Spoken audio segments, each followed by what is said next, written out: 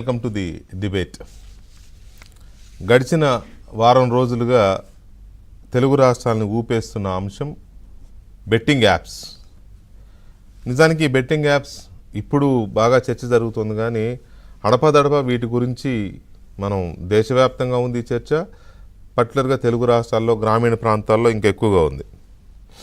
ఏంటి betting apps, ఎందుకు అని అంటే కొత్తగా నేను వాటి గురించి వివరించి చెప్పి మీ టైం వేస్ట్ చేయదలుచుకోవాలా. ఆన్లైన్లోనే ప్యాక్ ఆడుకోవడం, ఇంకేవో లాటరీలాగా బెట్టింగ్లు కాయడం, ఇటువంటి రకరకాల గేమ్స్ అన్నమాట. ఇవి మామూలుగా ఆడడం వేరు, కానీ వీటిని కొంతమంది ప్రమోట్ చేస్తారు. కొంతమంది సెలబ్రిటీలు లేకపోతే కొంత పాపులారిటీ ఉన్నవాళ్ళు, కొంత జనంలో బాగా తెలిసిన వ్యక్తులు వీళ్ళు ఏం చేస్తారంటే ఆ బెట్టింగ్ యాప్లు నిర్వహించే వాళ్ళ దగ్గర డబ్బులు తీసుకుని వాటిని అడ్వర్టైజ్మెంట్ ద్వారానో లేదా సోషల్ మీడియానో ఈ ఆట ఆడండి మీకు డబ్బులు అని ప్రచారం చేసి అమాయకుల్ని ఆ ట్రాప్లోకి లాగడం. వాళ్ళేమో మెల్లగా స్టార్ట్ అయితే ఇక బెట్టింగ్ల గురించి, జోదం గురించి తెలుసు కదా మీకు. జోదం స్టార్టింగ్లో 10 కాస్తే 100 వస్తాయి, 100 వచ్చాయి కదా అని ఇంకో 100 కాస్తే ఇంకో 200 వస్తాయి. అంతే. అట్లా అలవాటు పడింది కాస్త చివరికి ఎస్టేట్లు, ఎకరాలు, ఇల్లు, వాకిలు కూడా అమ్మేసుకునే పరిస్థితికి వస్తారు అప్పుల పాలైపోయి. ఎందుకంటే బెట్టింగ్ యాప్లు వాళ్ళు వదలరు, వీళ్ళని అప్పుల పాలైతే వదలరు. సో ఈ సిచ్యువేషన్లో ఈ బెట్టింగ్ యాప్ల గోల గడిచిన వారం రోజులుగా నడుస్తోంది. నిజంగా ఇది ఒక సంబంధం లేని అధికారి. అసలు ఈ వ్యవహారంతో ఆయనకి సంబంధమే లేదు. Senior IPS Sajjanar, VC Sajjanar, చాలా ఫెమిలియర్ ఆఫీసర్. ఈయన తెలియని వ్యక్తి ఏం కాదు. కీలకమైన ఎన్కౌంటర్లలో ఈయన పేరు మారుమోగిపోతూ ఉంటుంది, తెలిసిన వ్యక్తి. అయితే ఇప్పుడు ఆయన తెలంగాణ ఆర్టీసీకి ఎండీగా ఉన్నారు. ఆయనకి ఈ నేరాలతో కానీ లేకపోతే లా అండ్ ఆర్డర్తో కానీ వీటితో సంబంధం లేదు. ఆర్టీసీ వ్యవహారాలు చూడాలి. సో కాకపోతే ఒక ఐపీఎస్ అధికారిగా చాలా కీలకమైన బాధ్యతలు నిర్వర్తించిన సజ్జనార్ గారు ఎందుకో దీని మీద దృష్టి పెట్టాడు. Out of curiosity. అంత పెద్ద ఆఫీసర్గా పనిచేసిన ఆయనకి ఉంటుంది కదా కాస్త అవుట్ ఆఫ్ క్యూరియాసిటీ కావచ్చు, ఇంకోటి కావచ్చు. మొత్తం మీద అయితే ఆయన దాని మీద కొంత ఫోకస్ పెట్టి సోషల్ మీడియాలో తనకున్న ట్విట్టర్ అకౌంట్ ద్వారా కొంత దాని మీద కొంచెం పోస్టింగ్లు పెట్టి అలర్ట్ చేయడం అనేది స్టార్ట్ అయింది. సజ్జనార్ గారు అలర్ట్ చేసేసరికి, సజ్జనార్ గారు చాలా ఫేమస్ వ్యక్తి కాబట్టి చాలామంది దాని మీద సోషల్ యాక్టివిస్టులు అందరూ రియాక్ట్ అవ్వడం ప్రారంభించారు. నిజమే, అసలు బెట్టింగ్ యాప్లకు ఎందుకు వెళ్ళాలి, ఎందుకు వెళ్తున్నారు, ఈ బెట్టింగ్ యాప్లను ప్రమోట్ చేస్తున్నది ఎవరు అనేది మెల్లమెల్లగా ఇదైంది. సో అట్లా ఏమాత్రం ఈ నేరాలతో సంబంధం లేని ఒక అధికారి, ఆర్టీసీ ఎండీగా ఉన్న సజ్జనార్ గారు జస్ట్ దాన్ని అట్లా టచ్ చేస్తే ఇది మొత్తం రచ్చరచ్చ అయిపోయింది. ఇప్పుడు వారం రోజుల నుంచి మొత్తం ఏదో మూలన్న తీగను లాగితే పెద్ద డొంకంతా కదిలిపోయి ఈ ప్రకటనలు ఇచ్చిన వాళ్ళు, ఈ బెట్టింగ్ యాప్స్ని ప్రమోట్ చేసిన వాళ్ళు దాదాపు 20-25 మంది సెలబ్రిటీలు, లేకపోతే స్టార్స్, తెలుగు సినిమా హీరోలు, క్యారెక్టర్ ఆర్టిస్టులు, సోషల్ మీడియా ఆర్టిస్టులు, కొంతమంది యాంకర్లు, ఇట్లా రకరకాలుగా వీళ్ళందరూ ప్రమోట్ చేసిన వాళ్ళే. డబ్బులు తీసుకుని, లక్షలు తీసుకున్నారా, కోట్లు తీసుకున్నారా అనేది తర్వాత తీసుకున్నారు. డబ్బులు తీసుకుని ప్రమోట్ చేశారు. వీళ్ళు చేసిన పనుల వల్ల ఏంటంటే నమ్మి వీటిని కొంతమంది ఆత్మహత్యలు కూడా చేసుకున్నారు అప్పుల పాలైపోయి. సో ఈ ప్రమాదాన్ని ఆయన పసిగట్టి దాన్ని ఇకనైనా ఆపాలని ఆయన చెప్పారు. ఓకే, అది నడుస్తోంది. ఈ కేసులు పెట్టారు, కొంతమంది విచారణకు వెళ్తున్నారు, పోలీస్ స్టేషన్ చుట్టూ వెళ్తున్నారు, విచారణలు జరుగుతున్నాయి. ఇది ఎన్ఫోర్స్మెంట్ డైరెక్టరేట్ దృష్టికి కూడా వెళ్ళింది. ఏంటి అసలు ఈ బెట్టింగ్ యాప్లు ఎందుకు ఇంత అడావుడు జరుగుతోంది తెలుగు రాష్ట్రాల్లో, ప్రత్యేకించి హైదరాబాద్లో. దీంట్లో వీటిని ప్రమోట్ చేసిన వాళ్ళకి, ఈ ప్రకటనలు ఇచ్చిన వాళ్ళకి ఎంత పెద్ద మొత్తంలో వీటి ముట్ట చెప్పారు, ఎంత ఆదాయం సంపాదించారు వీళ్ళని ఈడీకి కూడా వెళ్ళిపోయింది. సో ఇది ముదిరిపోయింది. ఈ కేసు ఒక స్టేజ్కి వస్తోంది. అయితే ఇక్కడ మనం ఆలోచించాల్సింది, మనం ఒక బెట్టింగ్ యాప్స్ గురించే ఎందుకు ఆలోచించాలి.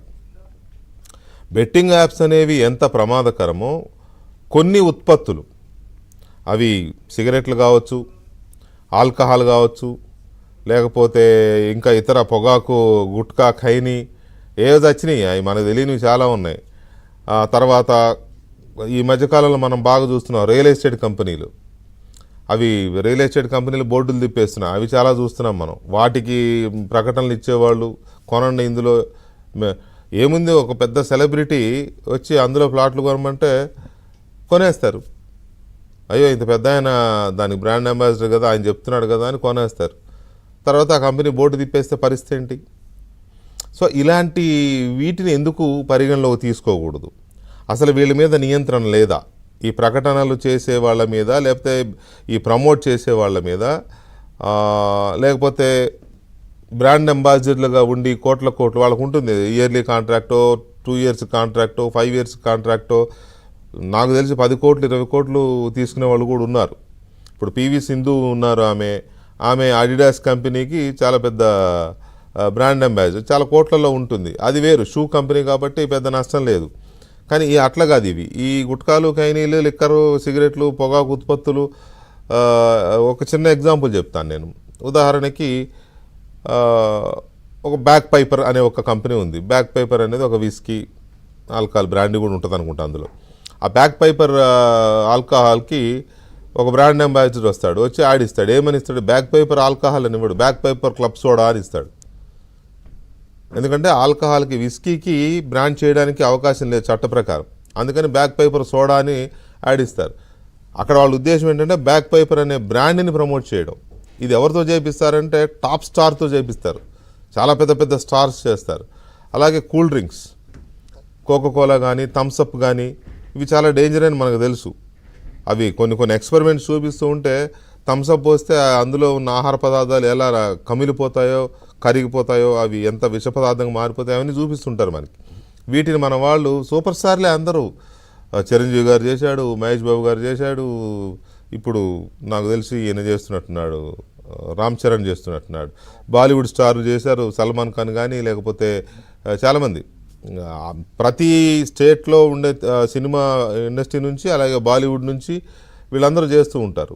అవి మంచిది కాదు ఆరోగ్యానికి అని డాక్టర్లు చెప్తుంటారు, తాకండి. పర్టికులర్గా పిల్లలు తాగితే ఇంకా హానికరం ఆరోగ్యానికని.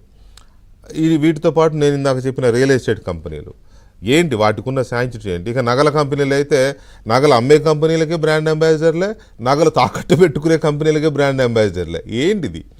దీనికి ఇది లేదా? నగల కంపెనీ తాకట్టు పెట్టుకునే కంపెనీ రేపు ఎత్తిపోతే ఎవడు బాధ్యుడు? మన మధ్య పేరెందుకు కంపెనీ పేరు కానీ పటాన్చెరులో ఆ కంపెనీ ఎత్తుకుపోయింది. అందులో తాకట్టు పెట్టుకున్న వాళ్ళ నగలు ఎత్తుకుపోతే పెద్ద కేసు అయింది. అది చివరికి వాళ్ళని పట్టుకొని కొంతమందికి దొరికింది, కొంతమందికి దొరకదు. దానికి ఆ బ్రాండ్ అంబాసిడర్ చేసిన ప్రముఖ హీరో ఆయన బాధ్యత వహిస్తాడా? పోనీ నగల కంపెనీలోకి వెళ్తే అక్కడ ఏదన్నా బంగారం సరిగా లేదా అనుకున్న ప్రమాణాల ప్రకారం లేకపోతే ఆయన బాధ్యత వహిస్తాడా? ఇవి ఒకటి కాదు, చాలా రకాల ప్రోడక్ట్స్కి వీళ్ళు ప్రమోట్ చేస్తున్నారు, కోట్ల రూపాయలు తీసుకుంటున్నారు, బ్రాండ్ అంబాసిడర్లుగా పనిచేస్తున్నారు. సో ఇది మరి వీటికేంటి? బెట్టింగ్ యాప్ల గురించి మనం మాట్లాడుతున్నాం, ఇవి ప్రజల జీవితాలతో ఆడుకుంటున్నాయి ఈ యాప్స్. వీటిని వీళ్ళు ప్రమోట్ చేశారు, కేసులు పెడుతున్నారు, ఇంకా చాలామంది లైన్లోకి రావాల్సి ఉంది. కొంతమంది ఏదో పెద్ద ఎవరికి తెలియని ఫేసులాగా ముసుగులేసుకుని వెళ్తున్నారు పోలీస్ స్టేషన్కి, వాళ్ళు ఎవరికో తెలియదని. ఎందుకు ముసుగులేసుకుని వెళ్ళినంత కర్మేం పట్టింది? ఏం తప్పు చేశారు? మీరు తప్పు చేశారు, మీరు తెలుసు, ఎవరో తెలుసు మీకు. మీరు అక్కడికి ముసుగు కప్పుకుని వెళ్ళినంత మాత్రాన మీ తప్పు ఆగుతుందా?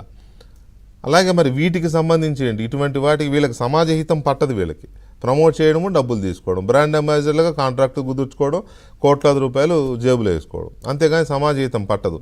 అలాగని సమాజానికి సంబంధించి ఏదైనా సమస్య వచ్చింది, ప్రజలకు ఏదైనా సమస్య వచ్చింది, ఈ విషయంలో ప్రజల్ని మనం అలర్ట్ చేద్దాం అనుకున్నప్పుడు ఏమన్నా వీళ్ళు బయటకు వస్తారంటే నో, అప్పుడు మాత్రం బయటికి రారు.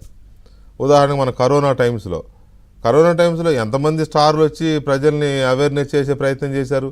డాక్టర్లు సర్వీస్ చేశారు తప్ప, డాక్టర్లు సేవ చేశారు, యాడ్స్ ఇచ్చారు, సోషల్ మీడియాలో ప్రచారం చేశారు, కొంతమంది ఇంటి దగ్గర నుంచే వైద్యం చేశారు, వాళ్ళకి టెలివైద్యం, ఆన్లైన్ వైద్యం.